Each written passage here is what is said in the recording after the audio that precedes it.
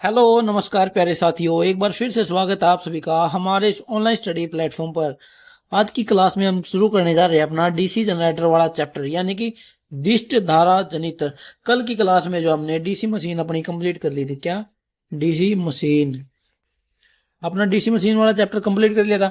DC machine में क्या है, जो डीसी जनरेटर और जो डीसी मोटर होते हैं उसी की संरचना के बारे में हम डीसी मशीन की क्लास में पढ़ते हैं।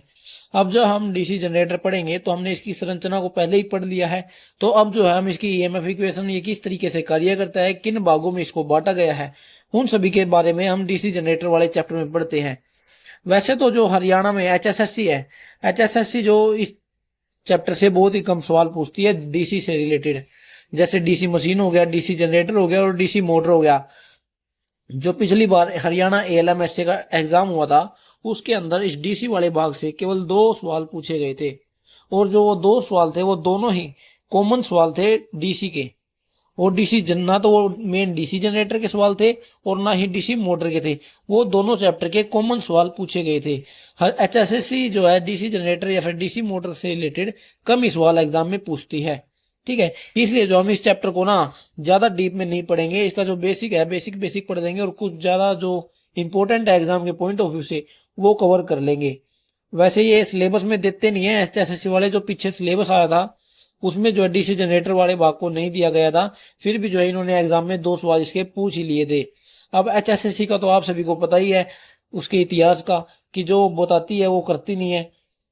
ठीक है, अब आगे क्या पता है एग्जाम में पूछ ही ले इससे रिलेटेड, क्या पता आगे 4 या 5 सवाल पूछ ले।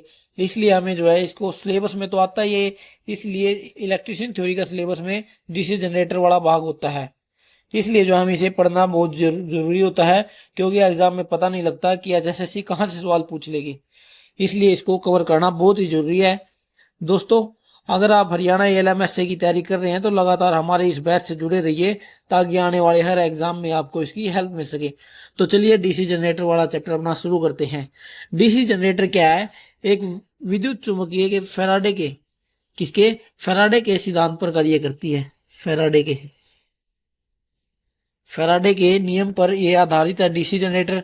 याद करो, जब मैं आपको मैग्नेटिज्म वाला चैप्टर पढ़ा रहा था उसमें मैंने आपको बताया था कि फैराडे ने हमें क्या बताया, यदि हम स्थिर चुंबकीय क्षेत्र में, किसमें, स्थिर चुंबकीय, यदि हम स्थिर चुंबकीय क्षेत्र में किसी चालक को घुमाते हैं, किसी चालक को घुमाते हैं तो उस चालकों में विद्युत वाहक बल उत्पन्न हो जाता है।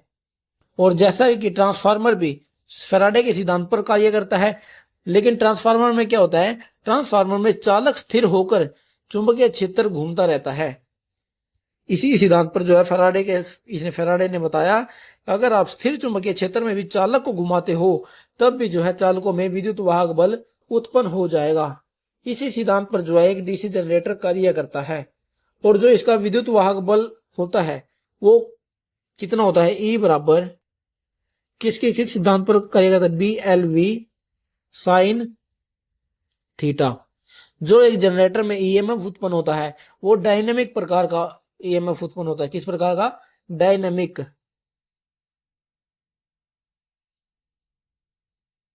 डायनेमिक प्रकार का। ठीक है, किस किस पर लागू करता है, किस किस पर ये डिपेंड करता है, बी एल वी, बी से यहां पर विद्युत क्षेत्र घनत्व है, एल से यहां पर चालक की लंबाई है, वी यहां पर चालक की गति है, और साइन थीटा इनके बीच का एंगल होता है।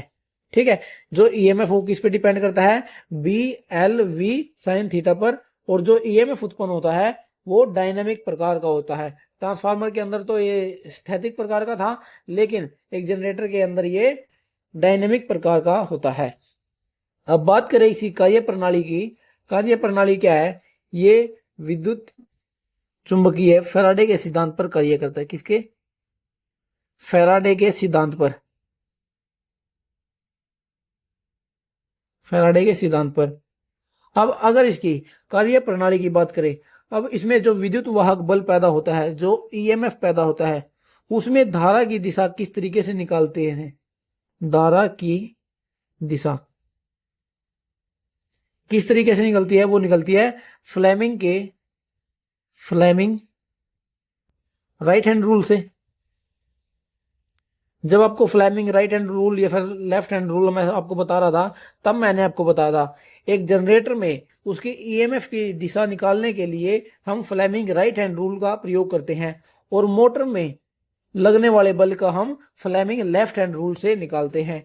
ठीक है, अब यहाँ पर फ्लेमिंग का राइट हैंड रूल क्या कहता है, हम जब अपनी तीनों उंगलियों को, अंगूठा, तर्जनी उंगली और मध्य उंगली को समकोण पर रख दे, तो उसमें जो अंगूठा होता है, क्या, जो अंगूठा होता है, अंगूठा किसकी दिशा को दर्शाता है, अंगूठा चालक की गति को,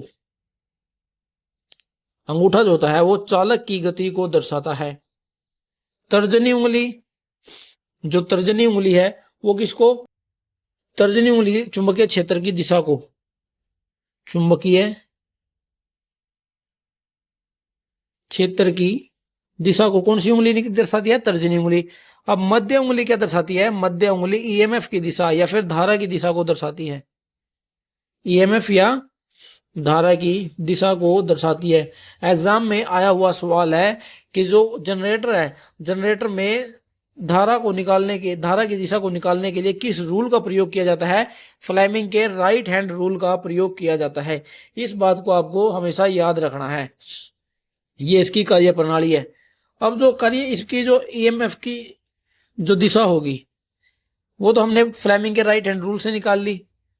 अब ये कैसे पता करेंगे कि जो इसका आउटपुट होगा डीसी जनरेटर का वो एसी प्रकार का है या फिर डीसी प्रकार का है। जो एसी है या फिर डीसी है, ये जो है उसकी विधि पर डिपेंड करता है, जो उसकी आउटपुट की विधि है उस पर डिपेंड करता है कि हम किस प्रकार, कौन सी विधि का प्रयोग कर रहे हैं।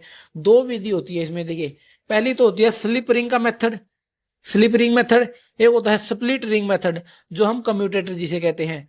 अगर स्लिप रिंग का प्रयोग किया गया है आउटपुट विधि के लिए, आउटपुट लेने के लिए हम अगर स्लिप रिंग का प्रयोग करते हैं तो वहां पर जो आउटपुट होगा वो एसी प्रकार का होता है। किस प्रकार का, प्रत्यावर्ती धारा प्रकार का होता है। इसमें क्या होता है, आर्मेचर लूप को, जो आर्मेचर से जो कोयले आती हैं उससे स्लिप रिंग को जोड़ा जाता है, और कितनी, दो स्लिप रिंग लगाई जाती हैं, दो स्लिप रिंग, इसके अंदर दो स्लिप रिंग लगाई जाती हैं। और जो स्लिप रिंग होती है वो फास्फर ब्रोंज के पदार्थ से बनती है, फास्फर ब्रोंज। स्लिप रिंग कौन सी धातु की बनती है, फास्फर ब्रोंज धातु की बनाई जाती है, और ये जो है साफट पर ही लगाई जाती है, लेकिन अचालक पदार्थ के साथ लगाई जाती है, अचालक पदार्थ की सहायता से लगाई जाती है। स्लिप रिंग जो है साफट पर ही लगाई जाती है। अगर हम स्लिप रिंग मेथड का प्रयोग कर रहे हैं तो समझ लीजिए वहां पर एसी आउटपुट हमें मिलेगी, और इसमें दो स्लिप रिंग प्रयोग किया जाता है। और ये इंपॉर्टेंट है, फास्फर ब्रोंज, एग्जाम में आया हुआ सवाल है कि जो स्लिप रिंग है वो किस धातु की बनाई जाती है, वो फास्फर ब्रोंज की बनाई जाती है। इतना बस आपको ध्यान रखना है। अब जो नेक्स्ट क्या है, स्प्लिट रिंग मेथड, इसको हम कम्यूटेटर भी कह सकते हैं, कम्यूटेटर। इसमें क्या होता है, उसमें तो दो स्लिप रिंग प्रयोग कर दी, लेकिन इसमें जो है अलग अलग खंडों में विभाजित कम्यूटेटर का प्रयोग किया जाता है, अलग अलग खंडों में विभाजित होती है स्प्लिट रिंग, और इन्हीं को जो है ये कम्यूटेटर कहा जाता है। ठीक है, दो मेथड हो गए आउटपुट निकालने के, एक होता है स्लिप रिंग मेथड, एक होता है स्प्लिट रिंग या फिर कम्यूटेटर हम इसे कह सकते हैं। इतना जो है आप सभी को समझ आ गया होगा।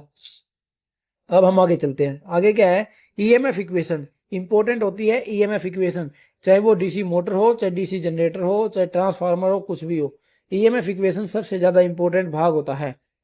अब देखिए इसका जो जनरेटर होता है, जनरेटर का जो ईएमएफ इक्वेशन होता है वो क्या होती है, ई बराबर N P phi Z upon 60A।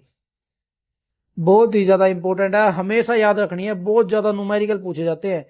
HSSC में तो नहीं, लेकिन सेंटर के एग्जाम में जो है बहुत सारे जो है इससे रिलेटेड न्यूमेरिकल पूछे जाते हैं एग्जाम में। याद रखना है जो ईएमएफ इक्वेशन क्या होती है जनरेटर की, ई बराबर N P phi Z upon 60A। N यहाँ पर क्या है, एन यहाँ पर चालकों की संख्या को दर्शा रहा है, किसको, जो चक्कर होते हैं, टर्न को, नंबर ऑफ टर्न्स को कौन दर्शाता है, चालकों के टर्न को कौन दर्शाता है, एन। पी यहां पर पोल को दर्शाता है, किसको, नंबर ऑफ पोल्स को दर्शाता है। जनरेटर में कितने पोलों का प्रयोग किया गया।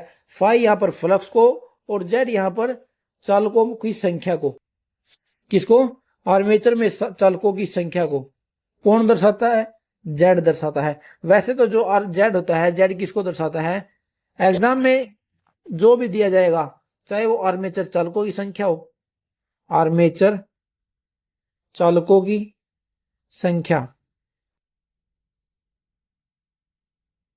आर्मेचर की चालकों की संख्या गुणा में प्रति खांचा चालकों की संख्या,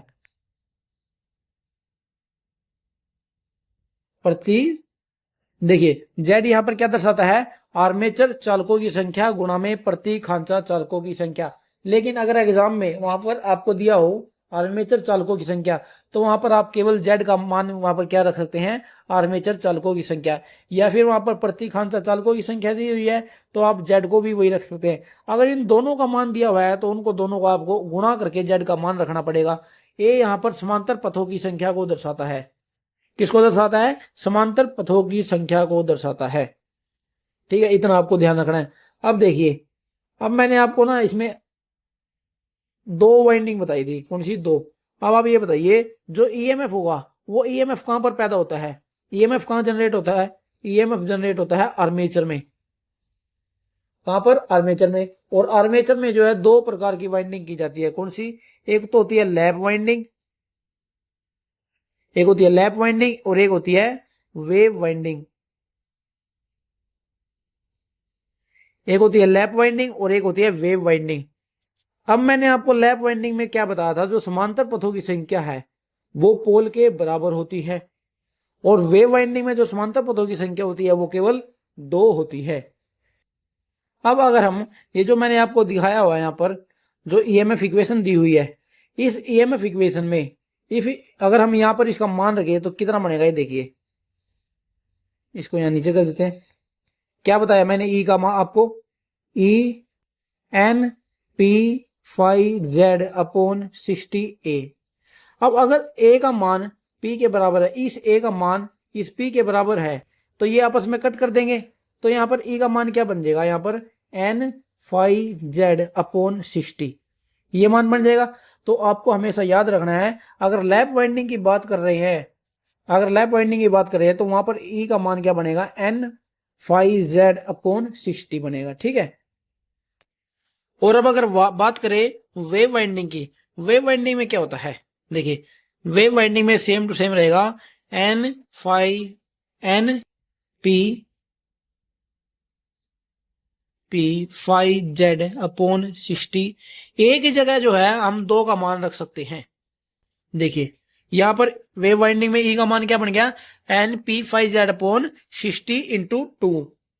अब यहां पर किसकी बात हो रही है, यहां पर सिंपलेक्स वेव वाइंडिंग की बात हो रही है, ना कि डुप्लेक्स ट्रिप्लेक्स की। उसके बारे में हम बाद में बात करेंगे। अभी आप ये ध्यान रखिए, जो वेव वाइंडिंग होती है, वेव वाइंडिंग में ई का मान बनेगा ये। ईएमएफ इक्वेशन जो है आप सभी को समझ आ गई होगी इसकी, लैप वाइंडिंग की और वेव वाइंडिंग की अलग अलग से।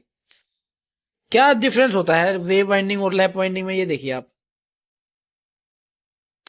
लैप वाइंडिंग और वेव वाइंडिंग में क्या अंतर होता है, ये देखिए।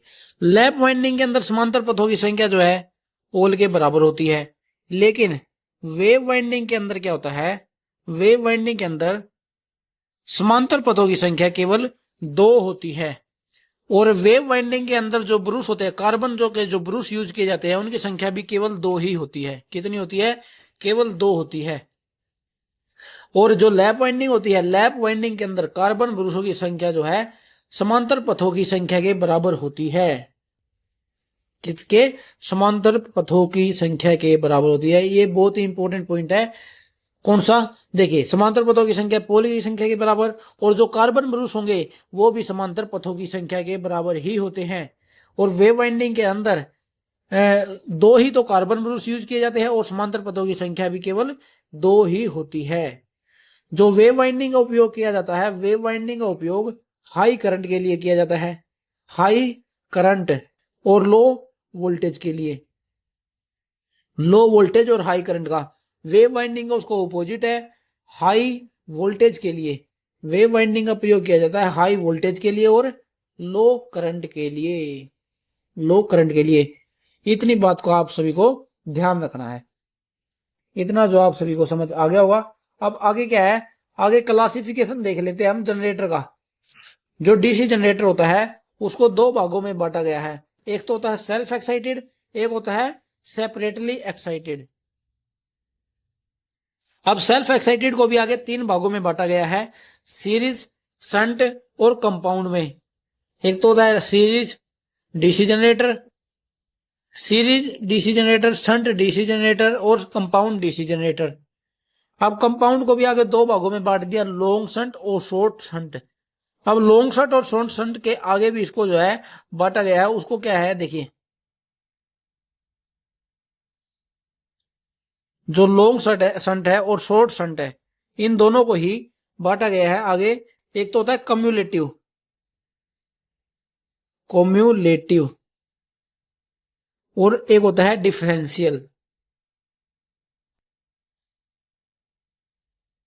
कौन सा, एक कम्युलेटिव होता है और एक डिफरेंशियल होता है। ठीक है, इतना आपको ध्यान रखना है। और क्या है, वैसे जनरेटर को दो भागों में बांटा गया है, एक होता है सेल्फ एक्साइटेड, एक होता है सेपरेटली एक्साइटेड। और सेल्फ एक्साइटेड तीन भागों में बांटा गया है। अब सबसे पहले हम समझ लेते हैं सेपरेटली एक्साइटेड क्या होता है। क्या, पृथक उत्तेजित जनित्र, यानी कि self excited generator, DC generator. इसमें क्या होता है, जो फील्ड की कोयल होती है, आप सभी को पता है एक डीसी जनरेटर के अंदर दो कोयल का प्रयोग किया जाता है। एक तो होती है आर्मेचर कोयल और एक होती है फील्ड कोयल। ये हो गया आर्मेचर, यहां पर तो आर्मेचर कोयल होगी, आर्मेचर कोयल, और ये होगी फील्ड कोयल, फील्ड कोयल। यही होता है कि जो सेपरेटली एक्साइटेड डीसी जनरेटर होता है उसमें जो फील्ड होती है, फील्ड कोयल होती है, उसको अलग से डीसी सप्लाई देनी पड़ती है। क्या देनी पड़ती है, अलग से जो है डीसी सप्लाई उसके अंदर देनी पड़ती है। यहां पर क्या है, एक वोल्टेज सोर्स लगाया जाता है फील्ड कोयल को उत्तेजित करने के लिए, यानी कि फील्ड कोयल को एक्साइट करने के लिए जो है अलग से एक वोल्टेज सोर्स लगाया जाता है। वोल्टेज सोर्स के रूप में हम डीसी शंट जनरेटर का प्रयोग कर सकते हैं या फिर बैटरी का प्रयोग कर सकते हैं। अब जो है इसके अंदर करंट जाएगा तो यहाँ पर एक ईएमएफ उत्पन्न होगा। अब ये जो ईएमएफ है, इस ईएमएफ को ये आर्मेचर काटेगा, घूमेगा ना ये आर्मेचर, तो ये क्या है, यहाँ पर एक ईएमएफ उत्पन्न हो जाता है। कहां पर, इसके अंदर, जिसे हम ईजी से डिनोट करते हैं। किसे, ईजी से, यानी कि जनरेटेड ईएमएफ। क्या, जनरेटेड ईएमएफ। और आगे क्या होता है, देखिए यहां पर ईएमएफ पैदा हो गया। अब यहां पर जो मान लेते हैं हमने लोड लगा दिया, क्या लगा दिया, लोड। जो लोड है वो ये आर्मेचर है, उस लोड को सप्लाई देगा। अब यहां से एक करंट जाएगा जिसे हम कहेंगे आई एल, और जो यहां पर वोल्टेज आएगी उसको बोलेंगे टर्मिनल वोल्टेज, वी एल से हम इसको लिख देते हैं।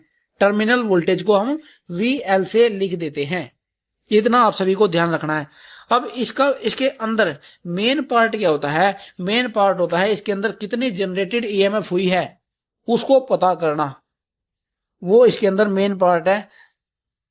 इतना आपको समझ आ गया होगा, इसमें बिल्कुल आसान है। जो फील्ड कोयल है, फील्ड कोयल को जनरेट करने के लिए, फील्ड कोयल को एक्साइट करने के लिए अलग से वोल्टेज सोर्स लगा दिया, और यहां पर एक क्या ईएमएफ जनरेट हो गया। अब इस जनरेट ईएमएफ का कितना मान होगा उसको हमें निकालना पड़ेगा। वो कैसे निकालेंगे, देखिए ईजी का मान कितना होगा यहां पर, एक तो ये टोटल वीएल होगा, जो यहां पर जनरेटेड हुआ है ईएमएफ, उसका कुछ भाग तो यहां पर आएगा वीएल, ज्यादातर भाग तो वीएल ही होता है, तो वीएल तो यहां पर हो गया। और इसके अंदर क्या जुड़ेगा, अब आप ये बताइए, जहां पर ये ईएमएफ जनरेट हुआ है, जिस चालकों में ये ईएमएफ जनरेट हुआ है, उन चालकों का कुछ ना कुछ तो प्रतिरोध होगा, कुछ ना कुछ वहां पर वोल्टेज ड्रॉप हो जाएगा। जितना यहाँ पर वोल्टेज जनरेट हुआ है उस वोल्टेज में से कुछ ना कुछ वोल्टेज ड्रॉप हो जाएगा। उस वोल्टेज ड्रॉप का कितना मान होगा, उस वोल्टेज ड्रॉप का मान हुआ आई ए आर ए यहाँ पर आर्मेचर को दर्शा रहा है, यानी कि उस प्रतिरोध में से जाने वाला करंट और उस प्रतिरोध की मात्रा। हम सभी को पता है वी का मान क्या होता है, आई आर होता है। वोल्टेज ड्रॉप का मान कितना होता है, आई आर होता है। इसी हिसाब से यहाँ पर आई ए आर ए हो गया। तो टोटल जो ईएमएफ होगा वो कितना जनरेट हुआ है यहाँ पर, वी एल जितना तो टर्मिनल वोल्टेज है प्लस आई ए आर ए, ये जो है इसका टोटल जनरेटेड ईएमएफ बन जाएगा। इस जगह पर आपको केवल इसी बात का ध्यान रखना है कि ईएमएफ कितना जनरेट हुआ है। इसको हम एक तरीके से और लिख सकते हैं कि कैसे, देखिए V L is equal to E G minus I A R A. इस तरीके से भी हम इसको लिख सकते हैं। कैसे, देखिए जो टर्मिनल वोल्टेज है यहां पर तो ईएमएफ जनरेट हो गया, ईएमएफ जनरेट हो गया, तो यहां पर कितना जाएगा वीएल के पास, वीएल के पास ये पूरा का पूरा चला जाता अगर यहां पर ये प्रतिरोध ना होता, तो ईजी का मान वीएल के बराबर हो जाता। कब, जब इसके अंदर कोई प्रतिरोध नहीं होता, लेकिन इसके अंदर कोई प्रतिरोध है, इसलिए जो है वीएल का मान ईजी के बराबर नहीं है। इस ईजी में से जनरेटेड ईएमएफ में से हम ये वोल्टेज ड्रॉप को हटा देंगे तो यहाँ पर टर्मिनल वोल्टेज निकल कर आ जाएगी। इतना आपको समझ आ गया होगा। इसका नुकसान क्या है सेपरेटली एक्साइटेड का, इसकी जो फील्ड है, फील्ड को अलग से एक्साइट करना पड़ता है। अब अगर इसकी फील्ड वाइंडिंग ही अलग बन गई तो इसका जो आर्मेचर का वोल्टेज ड्रॉप होगा उसका फील्ड फ्लक्स पर कोई भी असर नहीं पड़ेगा। क्या, जो यहाँ पर फ्लक्स उत्पन्न हो रहा है, जो यहाँ पर फ्लक्स उत्पन्न हो रहा है उस पर कोई भी असर नहीं पड़ेगा इसके प्रतिरोध का, आर्मेचर कोइल के प्रतिरोध का। इस बात का आपको ध्यान रखना है। अब आगे चलते हैं हम सेल्फ एक्साइटेड डीसी जनरेटर के ऊपर। किसके ऊपर, सेल्फ एक्साइटेड डीसी जनरेटर, सब उत्तेजित जनित्र। ऐसा जनित्र जिसमें फील्ड कोइल को अलग से जो है वोल्टेज सोर्स के साथ नहीं जोड़ना पड़ता, उसको क्या बोलते हैं, उसको बोलते हैं सेल्फ एक्साइटेड जनरेटर। समझ आ गया होगा। वह जनित्र जिसमें चुंबकीय क्षेत्र का उत्तेजन जो है स्वतः उत्पन्न करने वाली दिष्ट धारा प्रदाय अर्थात आर्मेचर को निर्गत वोल्टता द्वारा होता है, उसी को हम सेल्फ एक्साइटेड जनरेटर कहते हैं। लेकिन सेल्फ एक्साइटेड जनरेटर में क्या होना चाहिए कि वो सब उत्तेजन हो। उसके लिए क्या है, उसके अंदर कुछ ना कुछ अवशिष्ट चुंबक तो होना बहुत जरूरी है। अवशिष्ट चुंबक तो यानी कि रेजिडुअल फ्लक्स, उसके अंदर रेजिडुअल फ्लक्स का होना बहुत ही ज्यादा इंपॉर्टेंट होता है सेल्फ एक्साइटेड डीसी जनरेटर के अंदर। सेल्फ एक्साइटेड के लिए क्या होना चाहिए, उसके अंदर फील्ड वाइंडिंग के अंदर कहां पर होता है ये अवशिष्ट फ्लक्स, ये होता है फील्ड वाइंडिंग के अंदर। एग्जाम में आया हुआ सवाल है, डीआरडीओ के सवाल में, डीआरडीओ के एग्जाम में पूछा गया था कि जो फील्ड ये रेजिडुअल फ्लक्स है, रेजिडुअल फ्लक्स कौन सी वाइंडिंग में होता है। रेजिडुअल फ्लक्स जो होता है वो फील्ड वाइंडिंग के अंदर होता है, और ये रेजिडुअल फ्लक्स जो है सही दिशा में होना चाहिए ताकि जो आर्मेचर के अंदर जो करंट बहे वो उसके इसमें हेल्प करे, इन दोनों का आपस में जुड़ाव हो। इस दिशा में जो है रेजिडुअल फ्लक्स का मान होना चाहिए। अब अगर किसी सेल्फ एक्साइटेड डीसी जनरेटर के अंदर ईएमएफ पैदा नहीं हो रहा ना, तो इसका ये मतलब है कि उसकी फील्ड वाइंडिंग के अंदर रेजिडुअल फ्लक्स का मान खत्म हो गया है, या फिर उस रेजिडुअल फ्लक्स का जो मान है वो सही दिशा में नहीं है, वो अलग दिशा में हो रहा है। ठीक है, इतना आपको ध्यान रखना है सेल्फ एक्साइटेड डीसी जनरेटर। अब इसके अंदर सबसे पहले हम समझते हैं डी सीरीज जनरेटर के अंदर। सीरीज जनरेटर क्या होता है, ऐसा जनरेटर जिसके अंदर जो फील्ड वाइंडिंग होती है और जो आर्मेचर होता है और जो लोड होता है वो आपस में सीरीज में जुड़े होते हैं। देखिए इसका डायग्राम कैसे बनता है, सबसे पहले डायग्राम देखिए।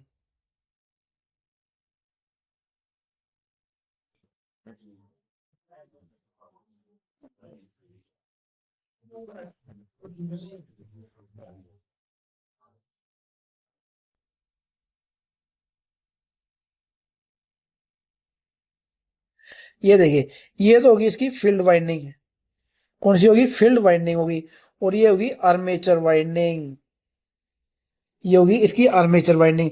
ठीक है, ऐसा जनरेटर जिसके अंदर आर्मेचर वाइंडिंग, फील्ड वाइंडिंग और लोड जो है तीनों आपस में सीरीज में जुड़े हो। और मैंने आपको बताया था जो इसकी फील्ड वाइंडिंग होती है ये मोटे तार से बनाई जाती है। किससे, मोटे तार से, कम लपेट वाली।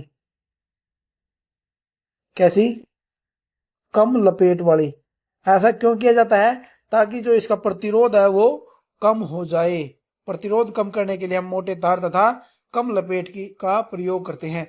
और एक बात जो आपको ध्यान रखना है, जो डीसी सीरीज जनरेटर है कभी भी बिना लोड के नहीं चलाना चाहिए।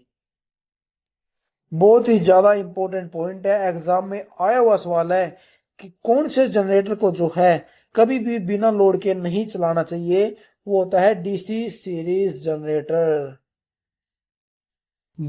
डिस्ट धारा सीरीज जनित्र, जिसको हमें कभी भी बिना लोड पर नहीं चलाना चाहिए।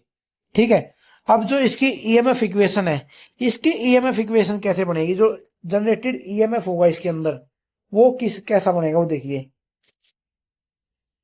ई जिसे लिखते हैं जनरेटेड ईएमएफ को, वो बनेगा V L plus I A R A. इतना तो जो बिल्कुल सेम हो गया किसका, जो जैसा कि हमने सेपरेटली एक्साइटेड में पढ़ा था, किसमें, सेपरेटली एक्साइटेड में पढ़ा था, V L plus I A R A. लेकिन इसके अंदर क्या है, इसके अंदर फील्ड वाइंडिंग जो है अलग से लगाई गई थी। लेकिन सीरीज जनरेटर में देखिए, क्या इसमें फील्ड वाइंडिंग को अलग से लगाया गया है, नहीं, इसमें फील्ड वाइंडिंग को नहीं लगाया गया। इसलिए जो यहाँ पर ई जी होगा, यानी जो जनरेटेड ईएमएफ होगा, उस वहां से करंट कहाँ जाएगा, लोड के पास जाएगा। और लोड जो है, लोड के पास जो करंट जाएगा वो फील्ड वाइंडिंग में से होकर गुजरेगा। किस में से होकर गुजरेगा, फील्ड वाइंडिंग में से होकर गुजरेगा। तो यहां पर क्या बढ़ेगा, वी जी बराबर we L plus I A R A plus I S E, I S ई और आर एस ई। यानी कि जो फील्ड वाइंडिंग है, फील्ड वाइंडिंग के अंदर भी तो कुछ ना कुछ वोल्टेज ड्रॉप होगा। आप अपने आप को से सवाल पूछिए कि क्या जो फील्ड वाइंडिंग है, अगर फील्ड वाइंडिंग के अंदर से करंट जाएगा तो इसके अंदर भी कुछ ना कुछ वोल्टेज ड्रॉप होगा, क्योंकि इसका भी कुछ ना कुछ प्रतिरोध है। फील्ड वाइंडिंग का भी कुछ ना कुछ प्रतिरोध है।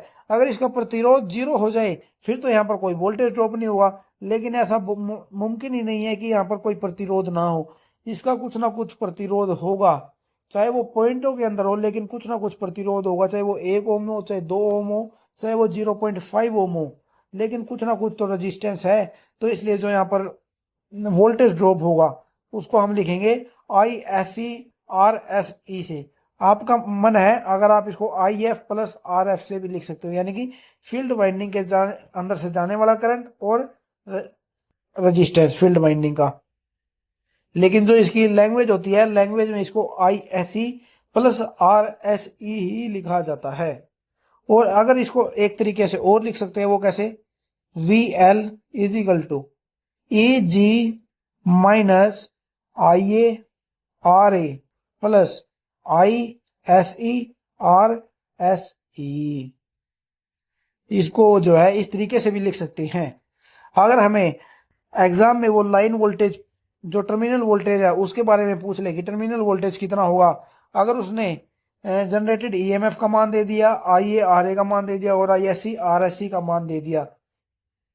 आई एस सी और आर एस सी का मान वो कब देगा, जब वो डीसी सीरीज जनरेटर के बारे में बात करेगा। ठीक है, और हम सभी को पता है जो यहाँ पर जनरेटेड ईएमएफ है, वो लोड को जब करंट देगा तो वो जो करंट है वो फील्ड वाइंडिंग में से होकर गुजरेगा। इतना जो आप सभी को समझ आ गया होगा, ये था डीसी सीरीज जनरेटर।